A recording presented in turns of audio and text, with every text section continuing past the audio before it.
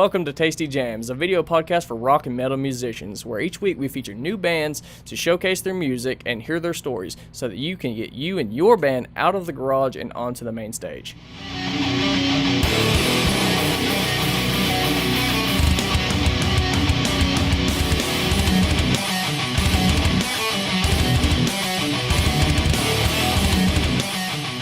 So what's up? Not a whole lot. Welcome to Tasty Jamz episode 3. Thank I'm you with for Bound having by us. the Crown. Oh yeah, so I saw you guys back when, I think February at Capone's, and that was the first time I seen you guys. I've known Josh Pike for a while, and when I was invited to go film you guys put on a fucking awesome ass performance. Thank And you. Really I fucking appreciate heavy. I mean, the energy was moving in the whole room. I just really felt it that night. It was killer. Appreciate it. Thanks. So wait around to the middle of this episode, and I'm going to show you guys some of the live footage that we filmed at one of the local venues around here called Capone's. And the audio was recorded. Who was the engineer at Capone's? Alan Prince. Alan Prince. Yeah, Alan Prince. He records live feed audio into there, and to the bands in the area, he will actually give you the raw tracks if you bring him a flash drive. And it was really awesome to be able to sync up that audio with the video at the live shot. So it was killer. So yeah, I'm gonna let you guys introduce yourselves. Bound by the Crown, you are the screaming vocalist. Yes, sir. I am the head vocalist. I do main vocals for Bound by the Crown. My name is Josh Judkins, and I am from right here in East Tennessee. Awesome. I'm Josh Pike. I do backup and I'm rhythm lead guitar player. We Bound by the Crown. Hell yeah. So what's it like, man? What do you classify this genre? I know I hate having to really classify genres, but you know, for the people that's listening, they are gonna want to know. Are you I would consider definitely deathcore, say death metal? What would you consider? Religious deathcore. Religious deathcore? For sure. Okay. Nice. Definitely. Religious melodic deathcore, because we're all about Jesus and promoting good feelings around the world. That's awesome. Good. That's great. What do And you I say? love What do you that say to guy. that? What do you say to that, Dr. Satan? He don't like us. He does. He's yeah. actually our biggest fan. Oh, is he? Yeah, actually. Yeah. Why you got those sunglasses on here? You're on a show. He wears his sunglasses at night, man. He's cool like that. If you're the devil, you're definitely going to wear sunglasses at night. I have to agree. I have to need 'em. agree with him. I need them too. I don't believe it. Absolutely. Nice. So, what can we really expect for the audience who hasn't seen you? What can we really expect to happen at a death metal show today? 'Cause it's Just a little bit having- different from like the 80s Pantera Yeah, concerts and stuff. What's it true. really like today? It's just to have fun. It's like all week you go to work and your parents, you're on you all week, and you want to go to a metal show, especially, and just let loose and have fun. And when you come to one of our shows, that's what I want you to have. Just let loose and have fun and run away from reality just for at least a little bit. Yeah, the whole perception of the metal show or whatever, everybody's like, oh, we want to be hatred and all that. Man, we're all about fun, dude. Mm. You've hung out with us. Oh yeah. You enjoy it. Oh yeah, it's all about fun. We're probably the more on the wilder side of what these metal bands around here yeah, I are. don't know. I think it's like legend, an ongoing tradition. You know, the whole ever since the sex, drugs, and rock and roll thing kind of really started. Yeah, it's always been an ongoing tradition. I know, obviously, like Dimebag Darrell held that tradition very well. Yeah. Pantera didn't play around, and then you Definitely. hear stories about Kiss and Motley Crue, and I think it's really evolved since then. Got a little out of control. But like partying and music, how you really emphasize that together. If you do it right and you keep everybody on check and everybody's on the A game, you know, it can still work. You can still party and have fun and still play Yeah, music. definitely. Yeah, absolutely. That's what I want. I want everybody to be safe, but at the same time, have fun. Yeah. I want our shows to be somewhere like everybody can come, no matter who you are, what you believe in. Come have fun and not worry about people like giving you shit or anything. Just Awesome. So concerning mosh pits, all right. So usually when I go to a show, the mosh pits, you know, I'm the person that always tries to get early and get right up front. Right. I try to get front and center every time, even if I have to wait for hours. I mean, it can be miserable waiting for hours sometimes, but yeah, it's so worth it when you're right up front there. But I've also been to shows where I didn't quite make it up front, and you'd be about 3, 4, 5 rows back, and then that mosh pit is tearing your ass up, Mhm. and where you're just, I mean, I've been out in the heat before in Chicago open air, like 97, 98 degree weather in the hot sun.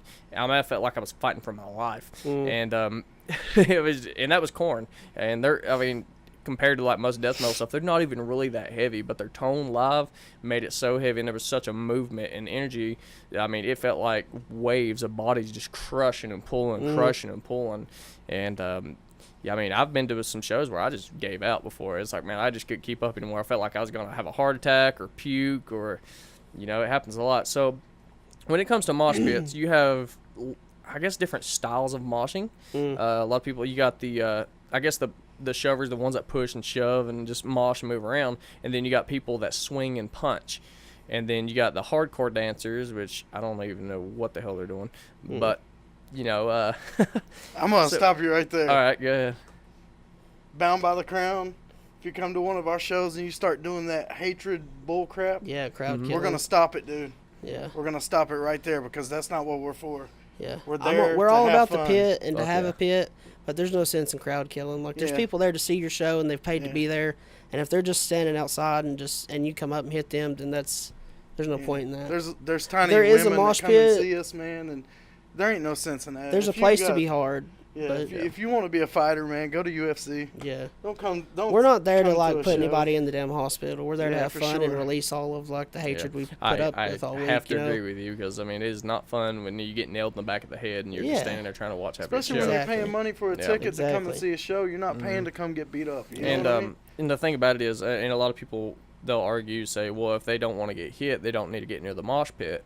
Well, that's not always possible. Sometimes that pit opens up right next to you, and you don't even know it's coming. And definitely. Next thing you know, you're getting tackled by some 400-pound Like I said, if you're trying to fight, monster. go to UFC. Yeah. Don't come to a metal show. And it can be. I just had a friend a little while back that she hurt her ankle pretty bad at a show. I'm not gonna mention what venue or whatever, but that mosh pit opened up, and I took off running for the pit. I'm like, hell yeah, let's do this. And well, I guess the whole body of waves moved back, and she just kind of fell backwards and hurt her ankle. So, I mean, nobody really. I don't ever want to see somebody get hurt at a metal show. Nobody wants to pay $15 to go see a show and then get hurt and then get $300 or $400 hospital bills for that. Like, you just went there for just a show. Nobody wants that. Yeah, man. I can't stand. It's one thing, like our music, death metal especially, it seems to promote a lot of violence a lot of times. Yeah, absolutely. Which, it's kind of a different way to get it out as a stress reliever. When I'm jamming in the car and I'll lose myself in the music, that's my way of really dealing with my own emotions, really. I know it's kind of weird, but like I was, I guess, a pretty temperamental child growing up, and I had a lot of anger issues that I dealt with, and music helped me work through those anger issues as a kid, and still to this day. I mean, absolutely. It just helps me get my mind let loose. And but a lot of people that associate that music really think that I guess the scenes are violent, and they're really not. I would say a metal show and mosh pit should be just as safe as playing sports of pretty much any kind. Definitely. And another thing, I like to understand that alcohol laws have places for reasons, but I like all ages shows a lot of times, simply for the fact that I like seeing younger teens come to these shows, and that goes back to the bands actually having a sense of professionalism on stage. What they party, what they do, and stuff like that behind doors. Typically, the teens, or even the kids, because I've seen kids as young as 6 years old and 8 years old at metal concerts, and usually up on somebody's shoulders. But they see everything that we do. They look up to us, even and throughout all high school, they're looking up to everything that we do and what we represent. And so everybody gives death metal a bad rap, because you're looking at it like, what the hell? On the outside, it really seems like it's a really, I don't know. It's almost like it promotes violence and promotes that, but really it's kind of the opposite. Exactly. Like the people that are on the inside, if you go in and talk to them, it's exactly the opposite. Like the death metal and the hardcore people like we are, we promote anti-bullying and all that. We're not about all that. And I think that's what people get mixed up for sure. Oh, yeah. I think they associate it with the sound or the negativity. Well, To be Well, honest, if you actually if you- read the lyrics to most of these Exactly. bands, Yeah. there's a positive Very note uplifting. in there. You know what I'm saying? Oh, yeah. Not all of it's negative. Kill your mother, hate your sister, whatever. You know, yeah. the whole typical stereotype Mm-hmm. metal. I mean, I think angry music makes some of the best music I've ever heard. I think it really. But I mean, that's something everybody relates to. Everybody gets angry. Yeah, I mean, Everybody knows when that music feeling. reflects your personal emotions for what you're going through, all the bullshit in life that you're going through, and when it reflects upon that music, typically that's what makes the most passionate music. Because Right. to be honest, you're hungry, you really want it, and then you see bands that's been doing it for so many years, and eventually, like. I'm gonna name the band specifically, but started off it was really hangry, it was mean, it was vibrant, and everybody was like, "Fuck yeah, this is awesome." And then it kind of went talking about world peace now. Yeah. And it's kind of like and all kinds of stuff, and it's like, well, how'd that band change? And I said, Exactly. they made it.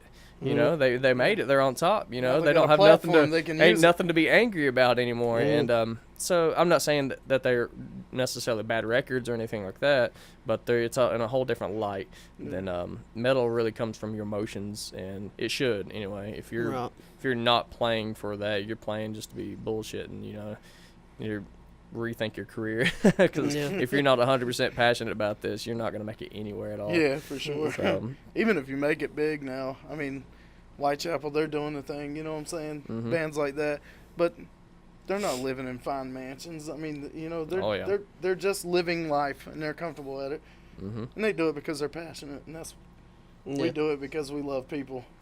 We love to move people. We love to see it happen in front of us. That's our passion. Shit, yeah. You know. What's your passion, Satan? That too. Okay. Well, anyways, so I got a modern question. Do you think modern music, 6-string or 7-string guitar? Because this is questions. It's always a battle between the people that want to stick to the 6-string. I personally am a 6-string player. I don't think I've ever owned a 7-string. I've played a lot of them, and for some reason, to me personally, I cannot get the same tone that I can get with my 6-string. I think that's what it's all about, though. It's about what you want.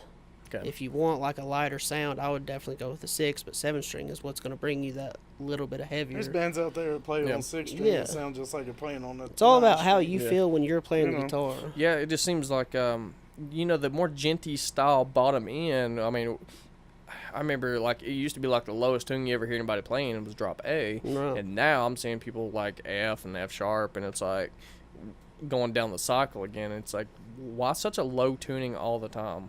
Because I think a lot of people get the low tuning makes heavier tunings. I mean, but to me, it seems it's like a darker tone than it is really making it any heavier.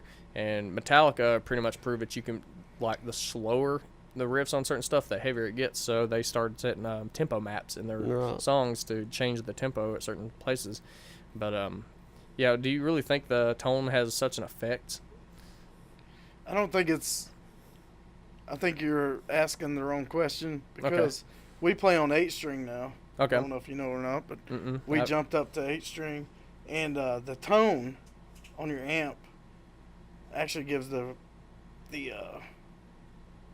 presence of what you're trying to get across. Okay. It's not the guitar, you know what I'm saying, so to speak.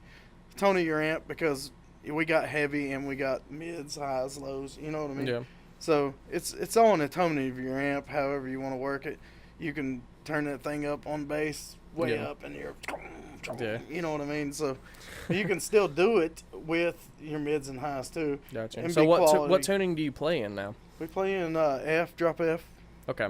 So drop F. Is there anything lower than drop F, or is that it? Yeah, there's other stuff. I mean, I know, like, on the chromatic scale there's lower. I'm talking about just actual used There's guitar a lot tunings. And of course, experimental, you can kind of experiment with anything you want. Yeah, But, definitely. But yeah, like super low tunings. I mean, at what point does like your ear can't comprehend the notes? I mean, because I noticed like the more drop tuning stuff I'm starting to listen to, I'm hearing more notes, but I have to kind of listen for it a little more, where it's not as bright as like your It's standard just tuning deeper. or drop C and drop D and stuff like that's that. all into your actual tone though that you get. You know what I'm saying? You can work that out. You can EQ everything where it works. So. Nice. And so the ultimate question, all right, how is death metal doing in 2018? Like, structurally, how do you think death metal's doing? I think it's growing. I think it's bigger than it used to be. Okay. Definitely. Yeah, But I've I mean, definitely seen a trend I don't know. to where it was like death metal was kind of like hidden and very underground. Yeah, Now for I'm seeing a sure. trend where I see it everywhere. I don't know if it will ever be like on the radio and mainstream, but it's definitely getting attention nowadays. Awesome. Yeah, you think that's due to, since most radio stations are web-based now. True, And, yeah. Less stuff, analog broadcasts, stuff like Sirius XM. Yeah, but Sirius is trying to incorporate it into mainstream nowadays. Yeah, like I'd love to see it, but I don't even have a stereo in my car. I mean, I just as far as like Spotify account, and that's it. You know, exactly. I hardly ever listen to the radio anymore. As far as like the bigger name bands, their scene is huge. Okay. You know like what I'm saying? a lot bigger name bands like Yeah, a lot Cannibal bigger Corpse and Cannibal Corpse, you know, like I said, I mentioned Whitechapel, Okay. Carnifex, people like those people, you know, Nice. they're up there. So nice, man. I've seen they're- Carnifex back in I think it was 2009, where during the Disease and Poisoned, and that was a rough pit. That was yes, right. that was Very. rough. I mean, and yeah, they did not give a fuck in there. I don't know. To me, it was so intimidating though. That's kind of what drew me to it. Yeah. But yeah. It's kind of like a Sorry, roller that kind of gets coaster. back It's on scary. the mosh pit section and stuff. But yeah, modern death metal, I think it's gotten a lot more technical. And the biggest thing I've always never liked about death metal is the quality of a lot of the records. Yeah, I think, though, if exactly. you take your death metal and really step up the quality on your recording process and get those tones and get those notes, because guitarists listen to death metal, you know, and we're listening for those notes and we're listening for those, we want to figure that out, you know, we're trying to figure out how they played it. We're trying to, you know, really get down and we listen to music, you know, and that kick drum driving through. And when you have a quality record, it makes so much of a difference for me when it comes to listening to it. Oh yeah. Because I mean, I've heard some demos and it just sounds like a bunch of rocks beating around in a trash can, and it's like, King what Diamond the in hell the is this? I basement. mean, you're playing the most technical form of extreme music there is, other than like 100-piece orchestra or something like that. You have to make that stuff clarify and stand out, and if not, it's just going to sound like a mess. You can't play sloppy. That is one of my biggest issues I've ever had with it. And I think a lot of time, some death metal artists, I'm not going to say which ones, can give that a bad name because they come up on stage and they play sloppy all over the fretboard. And they're up there playing, having a good time, but it sounds like ass from down here, you know? Yeah. And that's cool too, man, Yeah. because at least they're out there having a good time. Yeah. We don't bash, personally, we don't bash any band. I don't care what genre of music it is. They're up there on stage. They're making $500 or $500 a night or whatever they're making. They're up there doing it and they're having a good time doing it, regardless of how they sound. You know what I'm saying? Yeah. That's them. If they want to stay there, that's their preference. You know, you push yourself, you make yourself better. That's a good way to look at it. You know, Yeah. like I said, you push yourself, you make yourself better to do whatever you're wanting to do with your future in the music. But Yeah. there's no reason to look down and say, hey, that band sucks. No, man, that band's up there having a good time. Do you not see it? Yeah. You know what I mean? So That's a really good, interesting way to look at it, because I mean, I always like looking at stuff from different perspectives too. I mean, it kind of opens you up to different ways of thinking. Yeah. And so when I see that, you know, I think from a musician standpoint, I'm like, man, this guitarist is not doing the job, or man, that drummer needs to tighten up, or something like that. But really, just kind of just feeling it and just letting loose and have fun with them people, because just because they're playing on stage does not mean that they're not wanting to have fun with you. Yeah, they right, are partying for sure. with you. I mean, they're it's a partying party. for you. Yeah, I mean, it's, you know, you should never have any kind of, I mean, hell, if you're in the crowd, they're on stage and you're not. You know, I mean, if you can do better, get right up on stage and join them. I think that'd be a good way to really look at it. Yeah. Because of there, don't I mean, bash them, man. They're doing what they enjoy, man. Oh, yeah. I mean, it's like the whole thing with artists, you know what I'm saying? Somebody could draw better than the next person, but hey, they did it. They're enjoying it. Oh yeah. Why would you bash them for it? They That's did it. awesome. You know Awesome what I mean? views on that. So I'm gonna let you guys see some footage of Bound by the Crown at Capone's and check it out. And leave your comments in the section below and let us know what you think.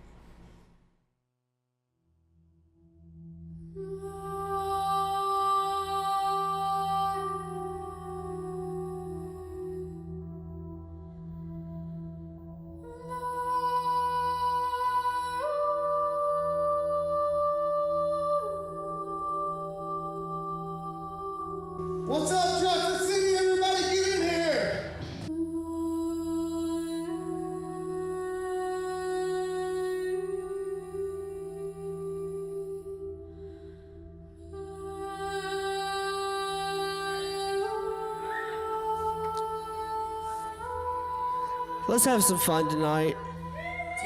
I know there ain't a lot of people here, but let's fucking move this room. I want to see some love making going on right here.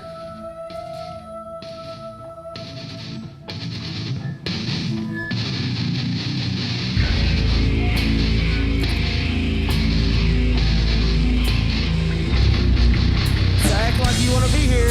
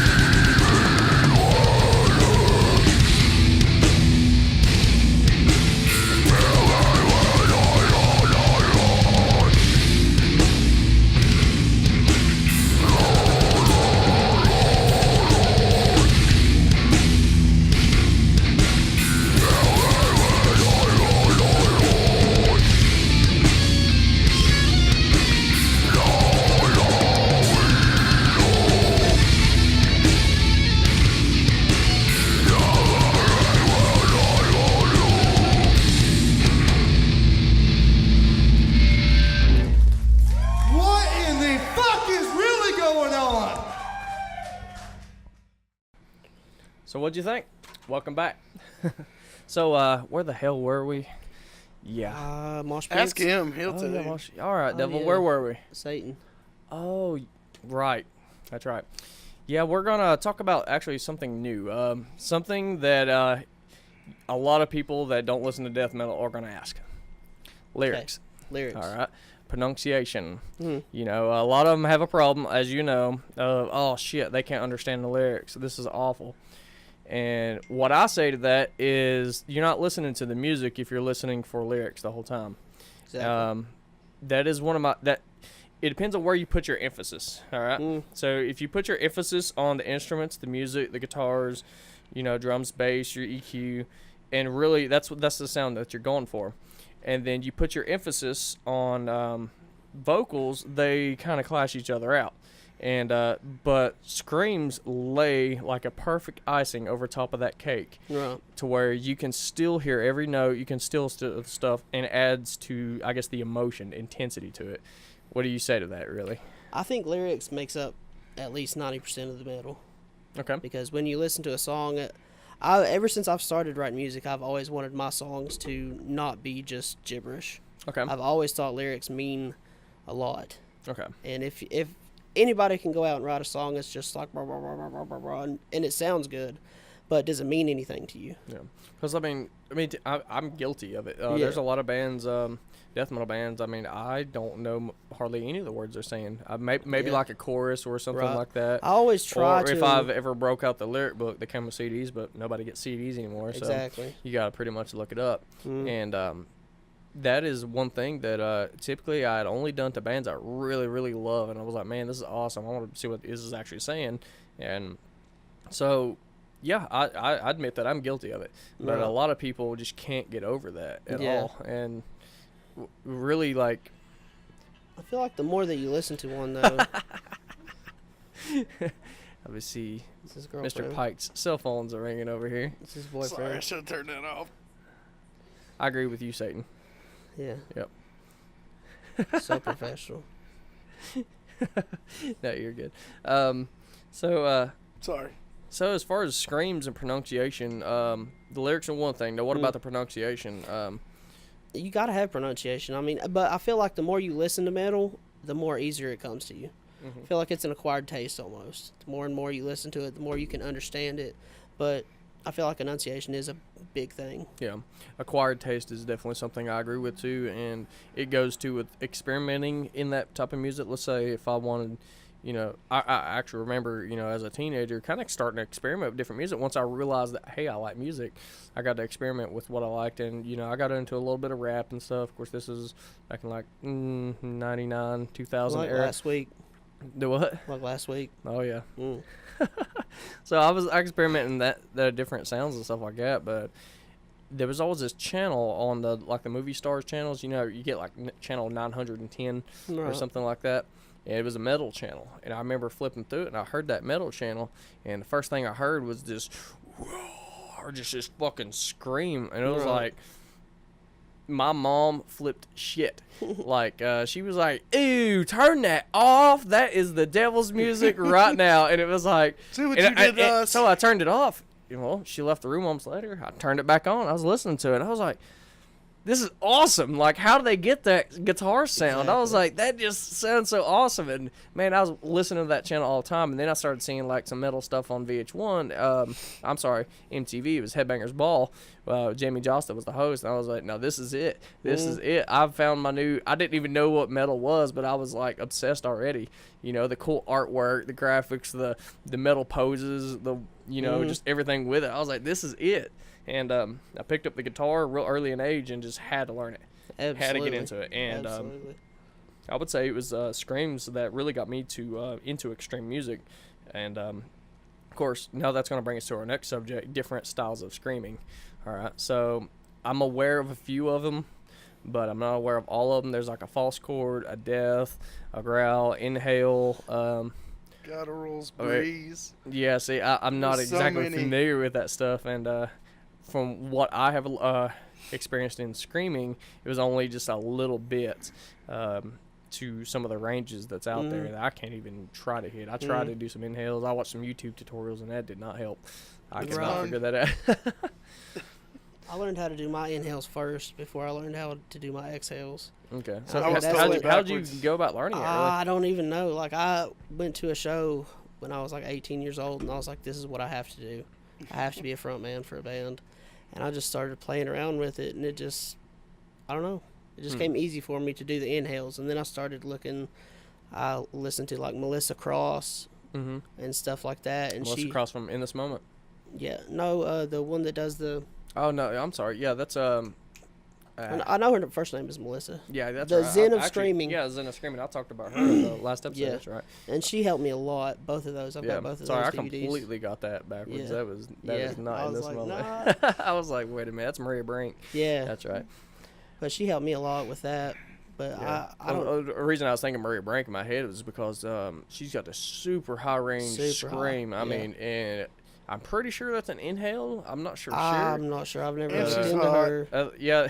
I said that out loud on this. That's okay. He has no filter at all. Dude, okay. It's right here. Yeah, well, she was on the cover of a few metal magazines, so nobody's gonna argue with you there. So.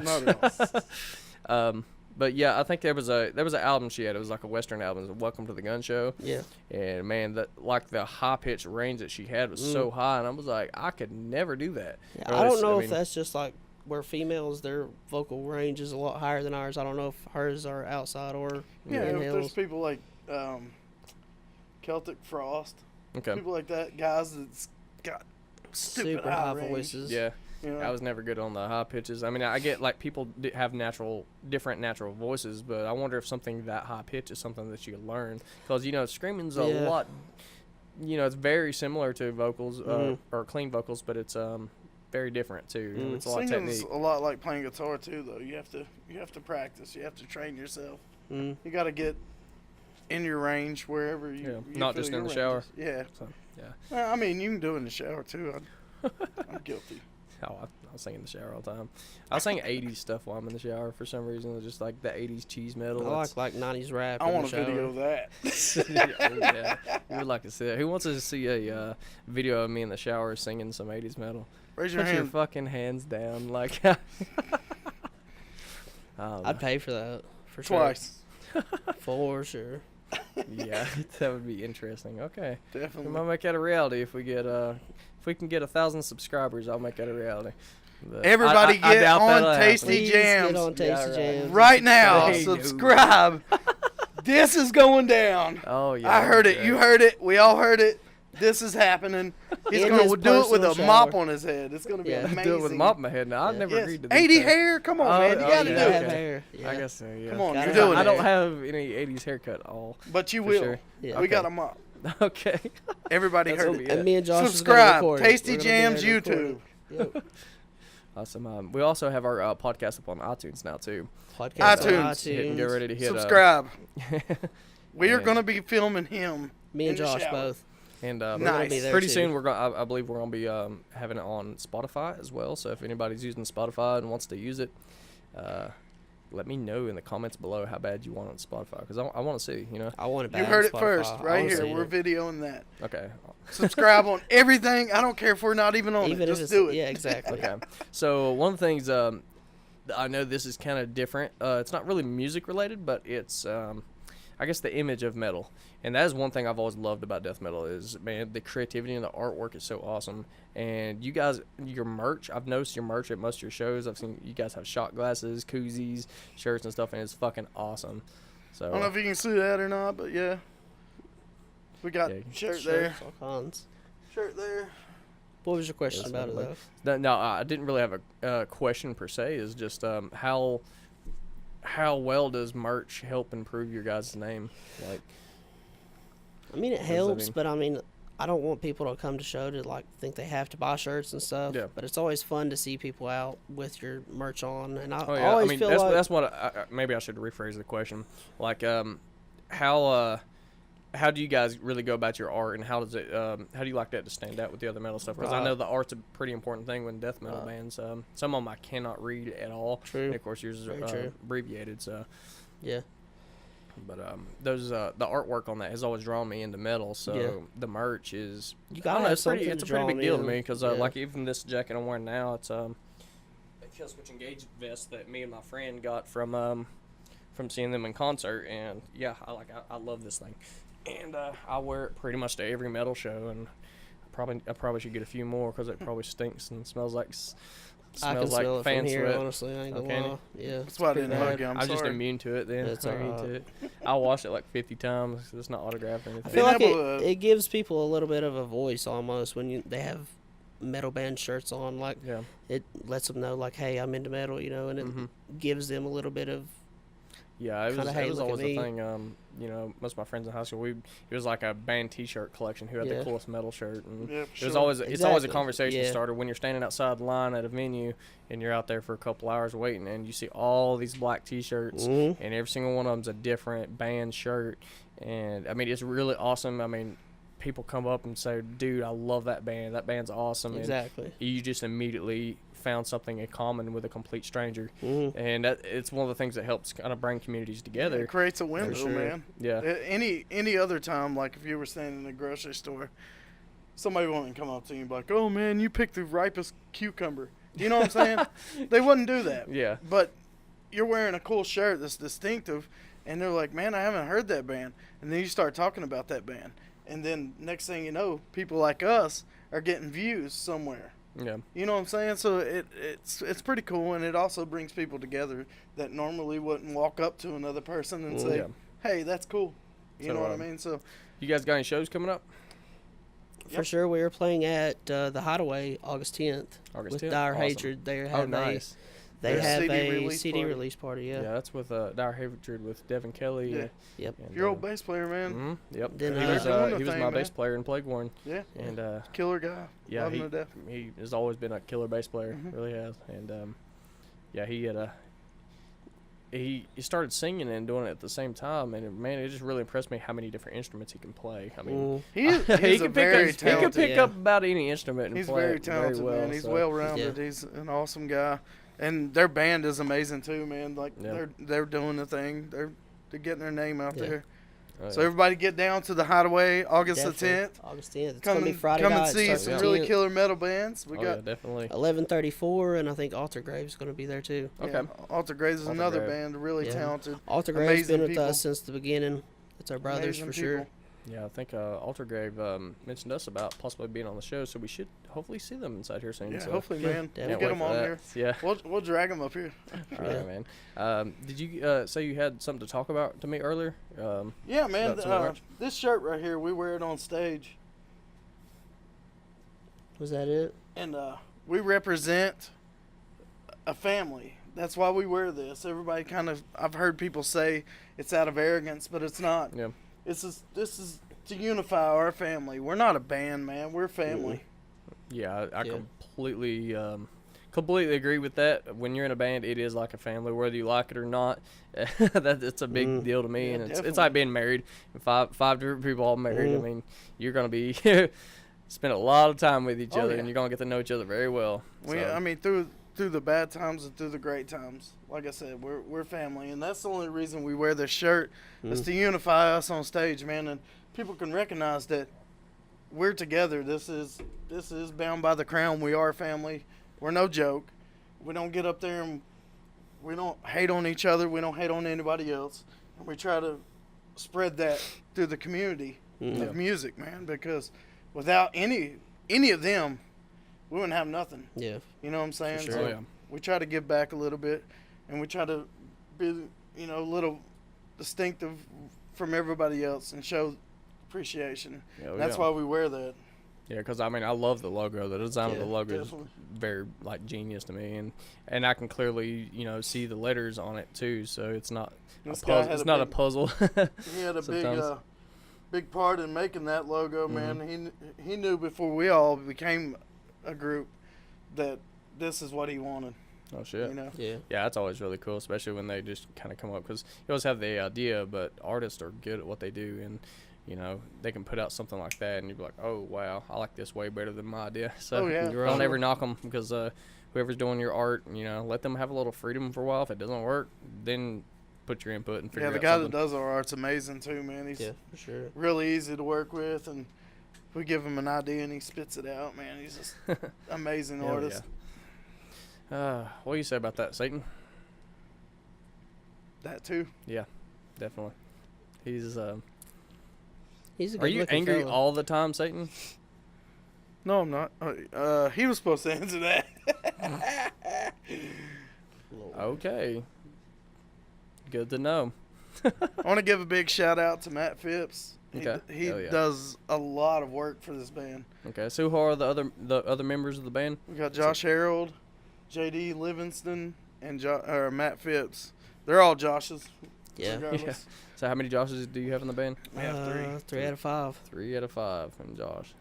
And one of you goes by J.D. or? Yeah. J.D. Okay. We tell everybody that his name is Josh, but it's really not. Yeah. Oh, you just kind of playing around with it. Nice. Might as well be. But Matt, man, he does so much for this band, dude. Does as far as writing and loading and loading the trailer. I mean, he's just amazing. He does so much for this band. Hell yeah, that's good. Yeah, it's a lot of hard work. Yeah. No time for anybody being lazy. For sure. Yeah, because we're all not lazy, but Matt he's that guy that he does so much work. can't never give him the appreciation that he deserves. But for sure. Yeah. So I got one more video to show you guys, and so from the same concert that you just seen. It's another live performance by Bound by the Crown, and check it out and leave in the comments below what you think.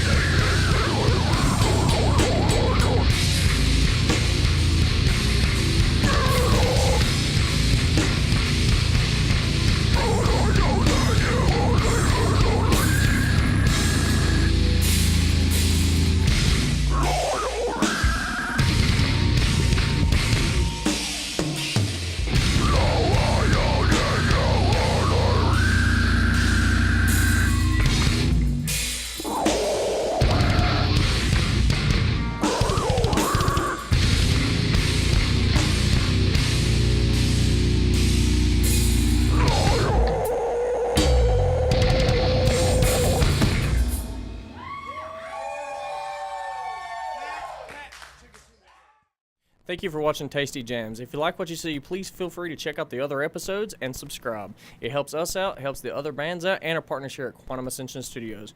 And remember, keep on jamming.